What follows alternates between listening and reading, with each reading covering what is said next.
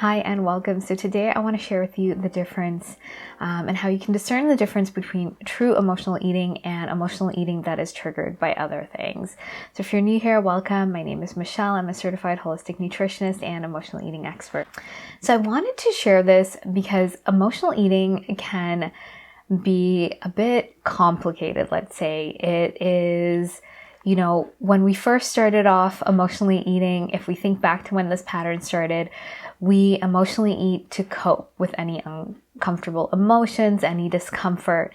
And so usually what I see in clients is that this sort of pattern happens when they're really young and they didn't have their needs met. And so they started using food to soothe themselves. So as time goes on, because we're in this emotional eating pattern and we're using food to soothe ourselves, we start layering on sort of other things like diet mentality, or we start having issues with our body and, body image issues, etc. And so these different things sort of layer on, and it starts creating all of these other things that might trigger our emotional eating. We have all of these other things that are coming at us. And in a way, they're not necessarily true emotional eating, in the sense that emotional eating, when I say true emotional eating, is created by unresolved emotions under the surface, traumas that are stored in the body. Sort of the other things that can trigger us create an imbalance in our mood that's not necessarily coming from an unresolved emotion. And I know this can be a little bit nuanced and the reason I want to share this with you is that whenever we try to resolve our emotional eating, and let's say we are working on the emotions, it might not be the emotions triggering our emotional eating pattern. And if we're just working on it with the food level, it might be the emotions, or if we're just working on it on the body level. And this is how emotional eating can become a little bit multifaceted, a little bit convoluted, because we need to look at all of you. We need to look at all these different areas to see how it's triggered. And to be honest, when I work with clients, they have a little bit of triggers in each of these areas. Sometimes it's a little bit skewed in one area versus another, but it's all sort of mixed in and jumbled in. And that's why, when I was creating the Emotional Eating Evolution program, I took in these different factors. And it was also because this is what I went through as well. I was so confused why the diets and this and that didn't work. There were so many layers. And so, we have to look at it in this way. And if we are just looking at the emotions and not looking at the way we're relating to food, we're going to miss the mark. And so we need each of these layers, each of these areas to work through in order to really resolve our emotional eating. So I'm going to share with you the areas that I work through with clients, just to give you sort of a bigger picture view of what might be going on and how to discern if you have true emotional eating versus, let's say sort of false, something that we can sort of mitigate without doing the emotional work. Not that it's not needed. It's usually needed. So I'll share with you sort of the framework of the program, and that'll help you discern what might be triggering your emotional eating that's not necessarily about emotions. So the first area is all about true nourishment and strategic digestion. And this is to really combat that diet mentality. When we're in a diet mentality, we're restrictive, we're counting calories, we are sort of starving our body of food. And this can create obsessive thoughts about food. This creates stress in the body. Physiologically, we need more nutrients, we need more food, we need more nourishment. And so this can trigger binging. And then this diet mentality, we're sort of holding ourselves back. This triggers our emotional eating, because whenever we feel any discomfort, we go towards food. We're also creating a mood imbalance. We're creating stress in the body. And that is part of the trigger of then going towards food to soothe ourselves. Is this because of a deeper emotional need? It's sort of mixed in, but if we just look at it with what we're nourishing ourselves with or not nourishing ourselves with, if we're able to truly nourish our body and meet those needs, we won't trigger this mood imbalance, which is really created by restricting food.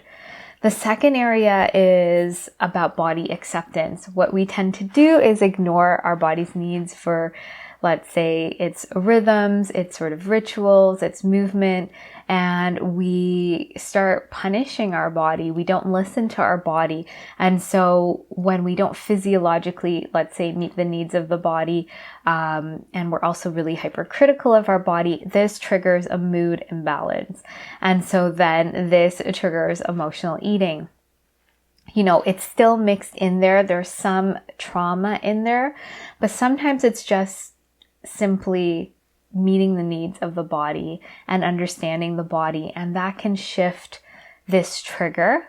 But if there are deeper, obviously emotional issues here, deeper traumas around your body and, you know, being able to accept your body, then we work with the deeper emotional aspect, which I'll talk about in the next sort of section. But if we're able to meet the needs of the body and understand the body and meet the needs of the body through food, so we're nourishing our body, we're accepting our body, this eliminates a lot of triggers. And when I work with clients, just doing these steps alone, they just start feeling more at ease. They notice a lessening of their emotional eating or their binging. And when we sort of get this foundation in place, we can now look at the true emotional eating, the true sort of pattern under that is triggering them to go towards food, the actual thing, the actual, let's say, unresolved issue that's making them go towards food. And so here we can get into the actual roots of this pattern. We can start shifting it and start resolving it and integrating it and learning a new way of being with our emotions and really moving forward powerfully. So this is all done on a body level with somatic meditations and psychotherapy tools so that we can move forward in a really powerful way. And so when we combine all of these three sort of areas, the true nourishment, the body acceptance, and the emotional wellness, we resolve emotional eating at, let's say, the roots. So it's on a food level, a body level, and an emotional level. But sort of the true emotional eating aspect is really at the emotional level. And so, but we need to do the other work to get there. And this is why when you try one solution that's just geared towards one area, it doesn't give you that full resolution because you're not seeing how you're triggered in other ways. And to be honest, a lot of the times, what's sold to us in terms of nourishing ourselves or connecting with our body or even our emotions is still not deep enough. I've found that we need to go deeper. We really need to take that power back and start learning ways to connect in with our body, connect in with the food we're eating and our emotions, and not sort of be at the surface level. And when we do that, we create that resolution and we start feeling at ease in our body. We start feeling more free and more confident. And, you know, food no longer has that hold it has on us. It can take its rightful place. And we just start feeling good in our body because we're not sort of constantly on edge about, you know, controlling this pattern. And so if you have any questions about what I've shared with you today, let me know.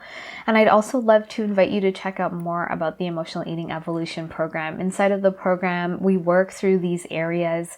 There is a step-by-step process. There's lots of support and guidance and meditations to help you resolve this pattern and to get at the different layers in a holistic way. So we're looking at all of you connect you back to yourself. It's not just one piece. We need all the different pieces of the puzzle. And if you feel called that this is the right program for you, I'd love to invite you to book in an emotional eating assessment call. So on the call, we find out more about you and your goals and how we can help you bridge the gap. So I just want to say thank you so much for watching. Please be sure to like and subscribe if you haven't, and I look forward to sharing more with you, and I hope you have a great day.